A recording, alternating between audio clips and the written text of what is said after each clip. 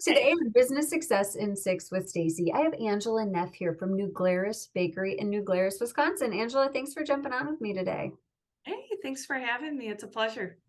Absolutely. It's my pleasure. I would love to talk to you about New Glarus Bakery and how you have built it, grown it. Do you mind if we talk about it a little bit today?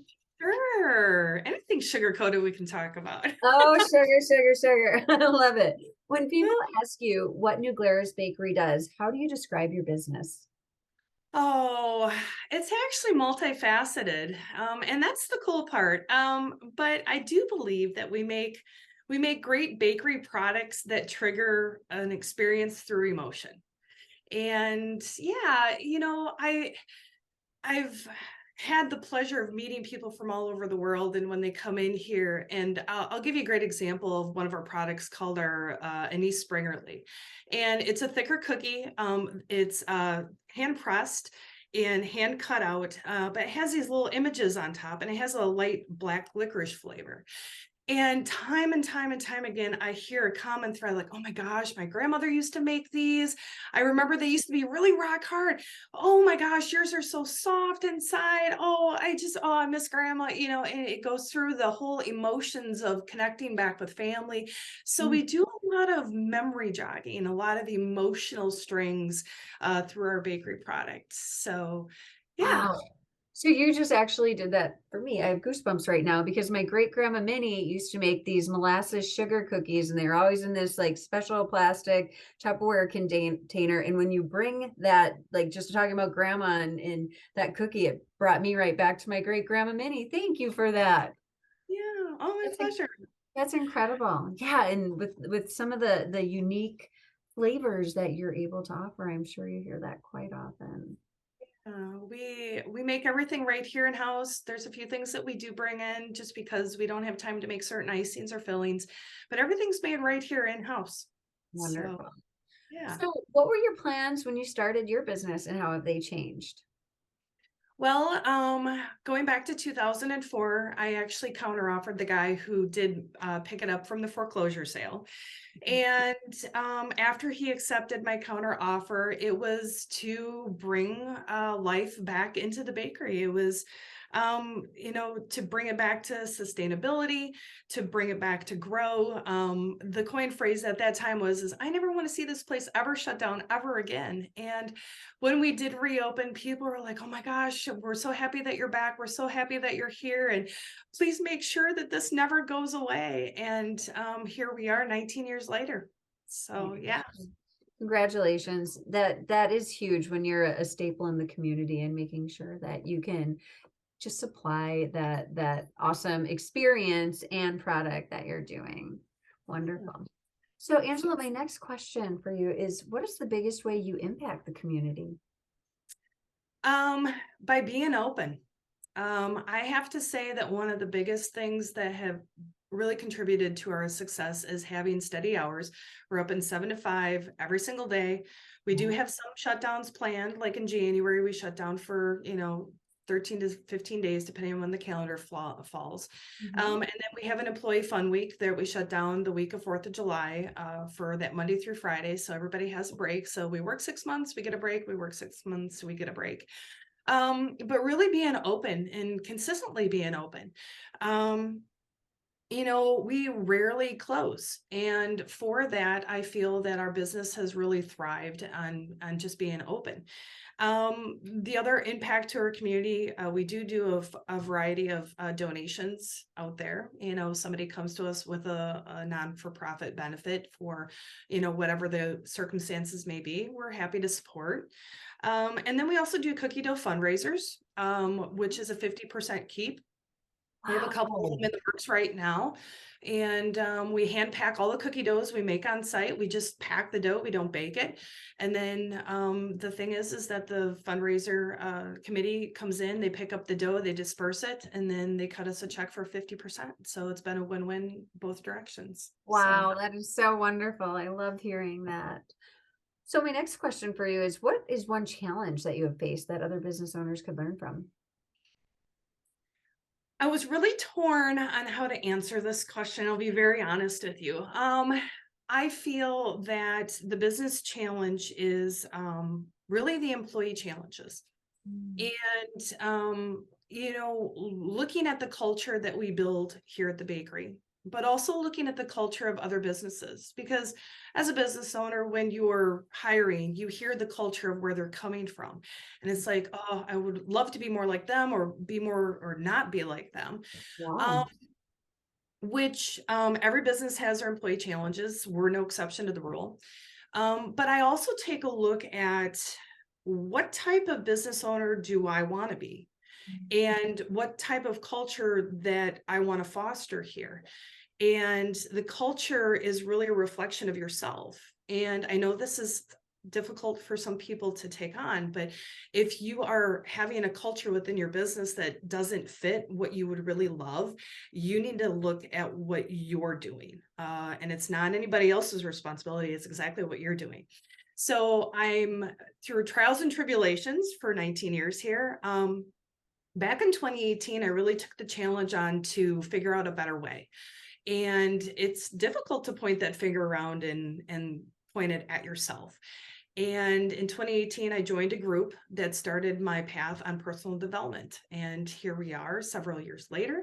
And I can honestly say that I foster an environment in which I love to even be here to participate.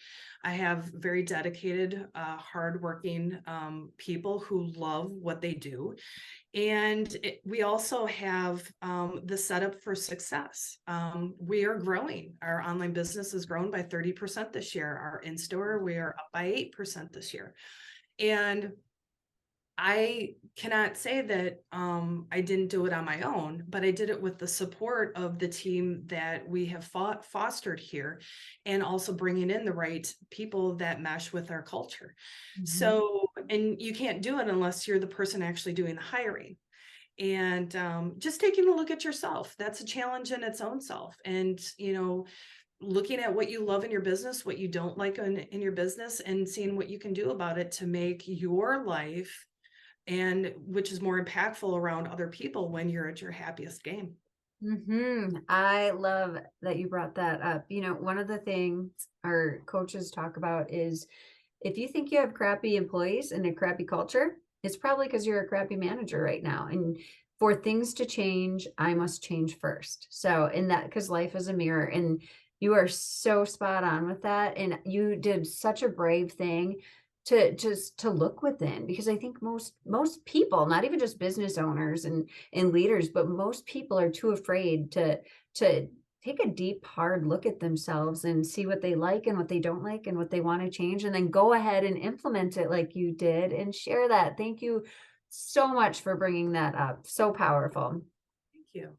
Angela, what does the future look like to New Glarus Bakery? You said you're growing. You said you're online up by 30%. Tell us more, please.